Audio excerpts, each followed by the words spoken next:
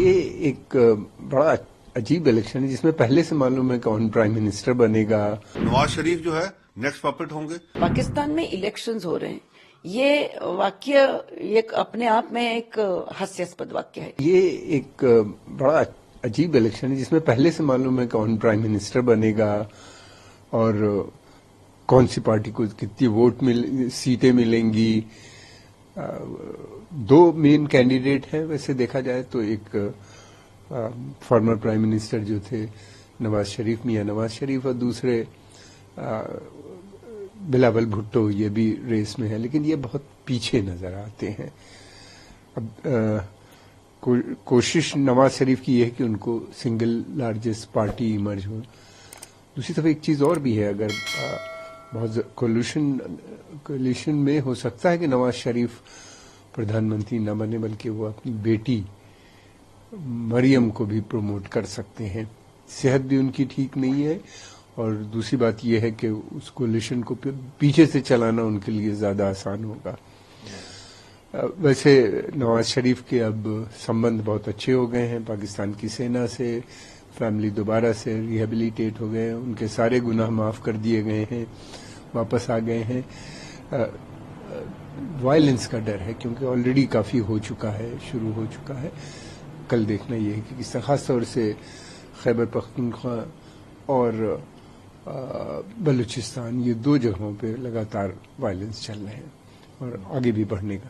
But ایک چیز تو طے ہے، الیکشن بھلے سینا مینیج کر رہی ہے، الیکشن نہیں بلکہ سلیکشن ہو رہا ہے کل، لیکن یہ ہے کہ بعد میں چلانا کسی بھی اس گورنمنٹ کو بہت مشکل آئے گی. اکنامک کرائسس بہت سیریس ہے، پولیٹیکل انسٹیبلٹی ہے، اس میں گورنمنٹ کہاں سے چلے گی. یہ وہ الیکشن ہے کہ جو ایک طریقے سے ایک رگڈ الیکشن ہوتے ہیں. آپ دیکھ لیجئے شروع سے لے کر آخر تک. پچھلی بار جب عمران خان جیتے تو اس کو تو سیدھا لوگوں نے کہا جی یہ تو آرمی مین ہے، اس کو تو فوج نے جتایا ہے، اور اب اسی فوج نے اس کو اندر کر دیا ہوا ہے. اور نواز شریف آ گیا ہے وہاں سے، انگلینڈ سے، جہاں پہ اپنے آپ ایگزائل میں بیٹھا ہوا تھا. سارے کیس جو ہیں ان کے خلاف تھے وہ سارے واپس ہو گئے ہیں. اب اس کی پارٹی لڑ رہی ہے، اور امید تو یہی دکھ رہا ہے کہ نواز شریف جو ہے نیکسٹ پپٹ ہوں گے. تو بیسیکلی جو آرمی ہے وہ پیچھے ہے سارے اس الیکشن کے. جو پاکستان کا رہن سہن، سوچ وچار، بزنس، سب کے پیچھے فوج ہے. اور فوج جس کو چاہے گی اسی کو پرائم منسٹر بناتی ہے، اسی کو گورنمنٹ دیتی ہے، اور اسی کو ہٹا دیتی ہے، اور اسی کو اندر کر دیتی ہے. پاکستان میں الیکشنز ہو رہے ہیں، یہ واقعہ ایک اپنے آپ میں ایک ہاسیاسپد واقعہ ہے، کیونکہ ڈیموکریٹک وے سے الیکشنز ہو رہے ہیں. ڈیموکریسی ہے پاکستان میں، ایسا ہمیں بتایا جاتا ہے، لیکن یہ کون سی ڈیموکریسی ہے کہ وہاں پر آپ کی کوئی بھی سرکار یہ پورے 5 سال کا کاریہ نہیں پورا کر پاتی ہے. بیچ میں ہی ملٹری کو ہو جاتا ہے اور آپ کی ملٹری رول کرنے لگتی ہے. تو پاکستان میں آپ کتنے بھی الیکشنز لو، لیکن واستو روپ میں پاکستان کو رول کرتا ہے وہ ہے پاکستان کی آرمی.